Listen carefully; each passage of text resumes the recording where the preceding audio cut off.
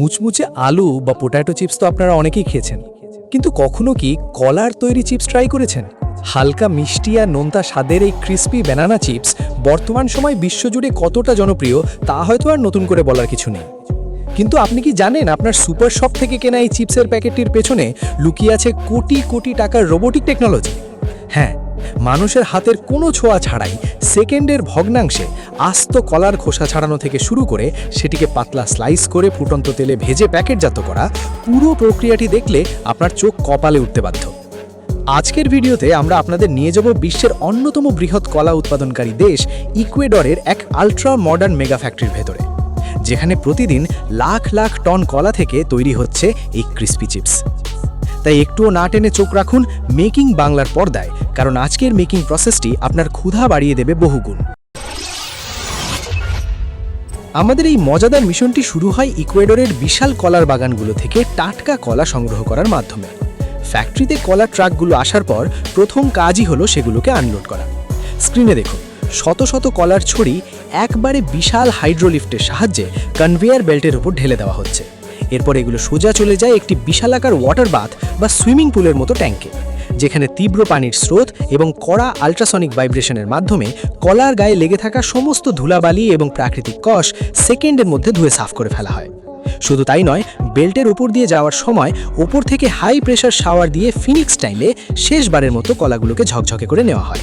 কলা ধুয়ে শুকানোর পর শুরু হয় এই ফ্যাক্টরির সবচেয়ে জাদুকরী এবং আকর্ষণীয় পার্ট, অর্থাৎ কলার খোসা ছাড়ানো।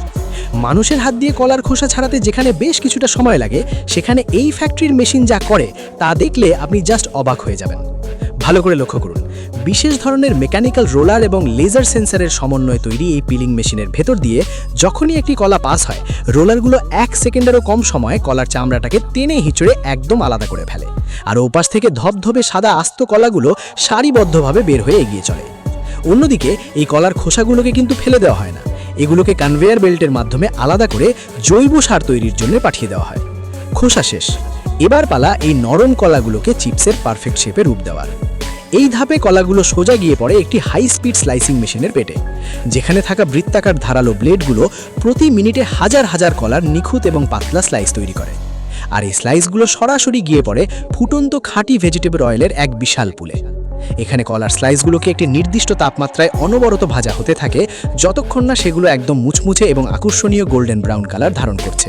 ভাজা শেষ হতেই স্বয়ংক্রিয় নেট বা ছাঁকনি চিপসগুলোকে তেল থেকে ছেঁকে উপরে তুলে নিয়ে আসে এবং অতিরিক্ত তেল ঝরানোর জন্য একটি ভাইব্রেটিং লাইনে পাঠিয়ে দেয়। তেল ঝরানো শেষ হলেও চিপসগুলো দেখতে দারুণ লাগলেও আসল স্বাদ কিন্তু এখনও বাকি, কারণ এবার যোগ হবে কলার চিপসের সেই সিক্রেট সিজনিং বা মশলা। একটি বিশাল ঘূর্ণায়মান টাম্বলার বা ড্রামের ভেতর চিপসগুলোকে ঢুকিয়ে দেওয়া হয়। ড্রামটি যখন ঘুরতে থাকে তখন উপর থেকে স্বয়ংক্রিয় নজেলের সাহায্যে নিখুঁত মাপের লবণ, গোলমরিচ কিংবা বিশেষ মশলার গুঁড়ো স্প্রে করা হয়। এর ফলে প্রতিটি চিপসের গায়ে মশলা সমানভাবে লেগে যায়। মশলা মাখানো শেষে চিপসগুলো যখন বেল্ট দিয়ে যায়, তখন গ্লাভস পরা দক্ষ কোয়ালিটি কন্ট্রোলাররা নিখুঁতভাবে দেখে নেন কোনো চিপস অতিরিক্ত পুড়ে গেছে কিনা বা ভেঙে গেছে কিনা। সামান্য ত্রুটি থাকলে সেটাকে হাত দিয়ে সাথে সাথে সরিয়ে ফেলা হয়। এবার চিপস পুরোপুরি রেডি। সবশেষে আসে প্যাকেজিংয়ের পালা। চিপসগুলো স্বয়ংক্রিয় ওজন মেশিনে গিয়ে একদম নিখুঁত গ্রামে ভাগ হয়ে যায়।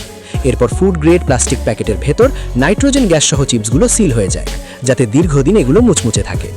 এরপর বড় বড় কার্টুনে প্যাক হয়ে ইকুয়েডরের এই মেগা ফ্যাক্টরি থেকে কলার চিপস রওনা দেয় বিশ্ববাজারের উদ্দেশ্যে। তো ভিউয়ার্স, ইকুয়েডর দেশের এই অত্যাধুনিক ফ্যাক্টরির কলার চিপস বানানোর প্রসেসটি আপনার কাছে কেমন লেগেছে? আপনি কি এই চিপস খেতে পছন্দ করবেন? কমেন্ট করে আমাদের জানান। ভিডিওটি ভালো লাগলে লাইক দিন এবং আমাদের নতুন চ্যানেল মেকিং বাংলাকে সাপোর্ট করতে এখনই সাবস্ক্রাইব করে বেল আইকনটি ক্লিক করুন। দেখা হবে খুব শীঘ্রই আরও একটি চোখ ধাঁধানো মেকিং ভিডিও নিয়ে। ততক্ষণ ভালো থাকুন, সুস্থ থাকুন। আল্লাহ হাফেজ।